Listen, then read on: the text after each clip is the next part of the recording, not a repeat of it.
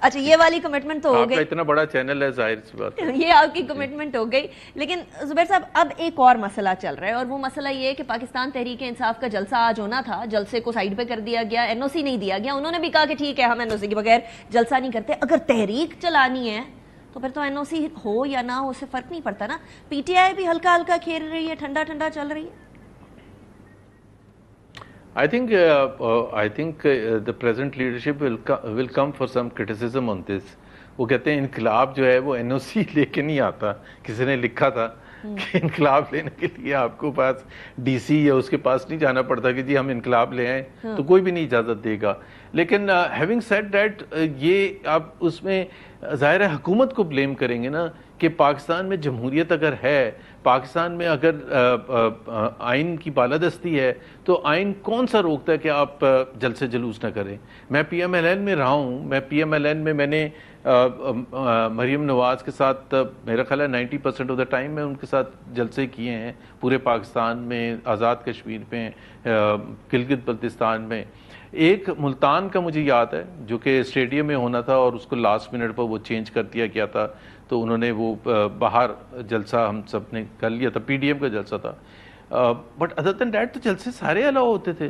اور میرا خیال ہے میرا تو ایڈوائز بھی یہ ہوگی کہ جلسے روکنا, جلسے جلوس روکنا, ایک تو یہ دیکھیں نا آئین کی حکمرانی, یہ وہ کہتے ہیں کہ میں نے بیان سنا تھا کہ جی اگر ہم جلسے جلوس کرنے دیں گے اس سے لوگوں کو مشکلات ہوتی ہیں, اس سے اکانومی خراب ہوتی ہے, تو پھر آپ آئین میں موو کریں کہ جی جلسے جلوس ختم, جلسے جلوس نہیں ہوا کریں گے. وہ اصل میں 9 مئی کے بعد نا لیکن آپ یہ تو نہیں کر سکتے فنڈامنٹل رائٹس جو ہے, چھاج بھی بھوک پھوک کے پیتا ہے, ابھی وہ والی سچویشن ہوئی ہے. لیکن آپ کو یاد ہوگا 2018 کے انتخابات کے ٹائم پر مریم نواز صاحبہ اور نواز شریف صاحب کی سپیچز بھی نہیں الاؤڈ ہوتی تھی, چینلز بند ہو جایا کرتے تھے اس بات پہ.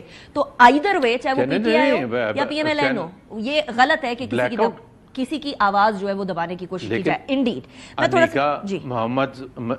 محمد زبیر از ڈفرنٹ. محمد زبیر اس وقت رونگ کو رونگ ہی کہتا تھا اور آج بھی رونگ کو رونگ کہتا ہے. یہ جو پارٹی کی پوزیشن لیتے نا کہ جی اس وقت رونگ تھا اور ہم رونگ کہتے تھے, لیکن اب دیکھیں نا حالات چینج ہو چکے ہیں, تو یہ تو میرا خیال ہے نہیں ہونا چاہیے.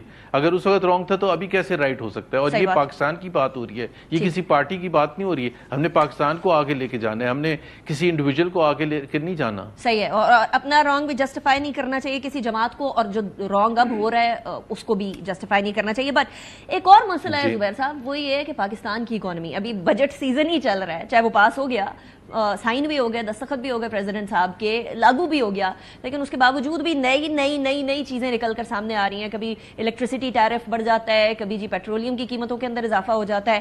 ابھی ہر روز تقریباً 1.7 ٹریلین روپیز قرضہ بڑھ رہا ہے.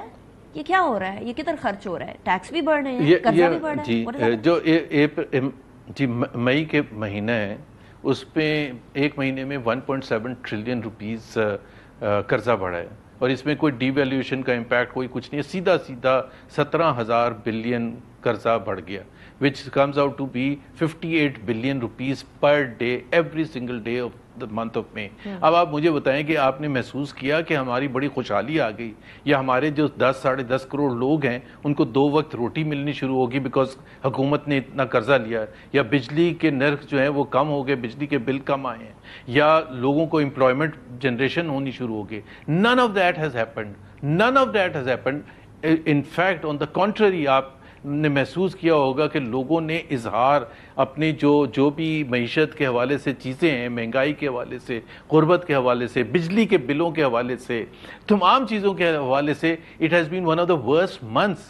اور آپ نے دیکھا ہے کہ ابھی پرائم منسٹر نے یہ اناؤنس بھی کیا کہ جی جو ڈسٹریبیوشن کمپنیز نے غلط بل بھیجے ہیں, جو کہ وہ 2 سال پہلے بھی کہہ رہے تھے, اب پھر دوبارہ یہی کہہ رہے ہیں, ہر 6 مہینے کے بعد یہ کہتے ہیں. 58 بلین اگر آپ ہر روز کے بیسس پر ایڈ کریں گے اور عوام کو یہ بھی نہیں پتا چلے گا کہ وہ 58 بلین کہاں گئے. ہاں یہ تو میں بتا سکتا ہوں کہ پریزیڈنسی کے اخراجات جو ہیں اس بجٹ میں 60% تقریباً انکریز ہوئے ہیں.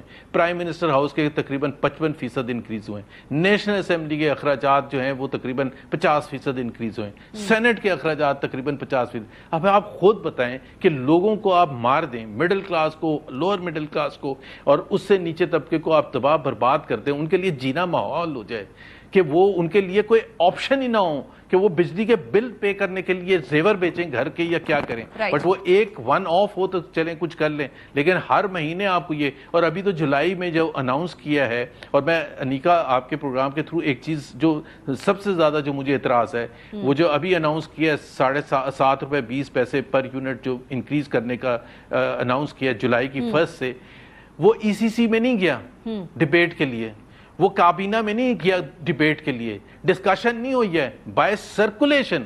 مطلب آپ ایک بم پھاڑ رہے ہیں پاکستان کے عوام پر اور اس کو بائی سرکولیشن آپ اپروول لے رہے ہیں تمام منسٹر سے. پیپلز پارٹی تو اس کی ذمہ داری لینے والی نہیں ہے جو بھی اکنامک پالیسیز ہو رہی ہیں, which is exactly why کہ وہ کابینہ میں ہے ہی نہیں نا.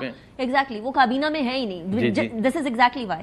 تو یہ اپنے لیے قبر کیوں کھود رہی ہے PMLN؟ ایسی تھاٹ تو نہیں ہوا کرتی تھی PMLN میں. ہر جماعت نے اپنی سیاست بڑھانی ہے. نواز شریف صاحب متحرک ہو گئے, کیا ہو رہے ہیں؟ دیکھیں شاہد خاقان عباسی نے اس کو صحیح ڈسکرائب کیا ہے آج ان کے اس پہ. اب آپ یہ نہیں میرے سے پوچھ رہی کہ میں بار بار ان کی کیوں تعریف کر رہا ہوں. انہوں نے یہ کہا ہے کہ جب فارم 47 والے بیٹھے ہوں گے اسمبلی میں اور فارم 45 والے باہر بیٹھے ہوں گے تو پھر آپ ترجیحات دیکھ لیں, آپ فیصلہ سازی دیکھ لیں, کیونکہ آپ you are not accountable to the people of Pakistan.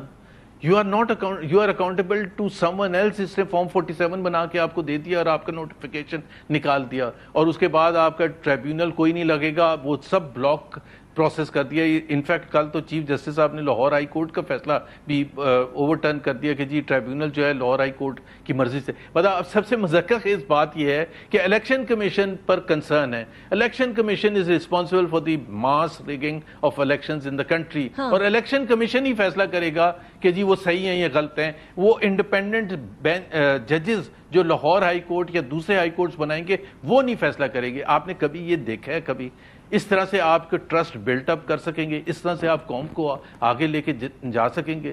Absolutely نو. زبیر صاحب, thank you very much for joining me.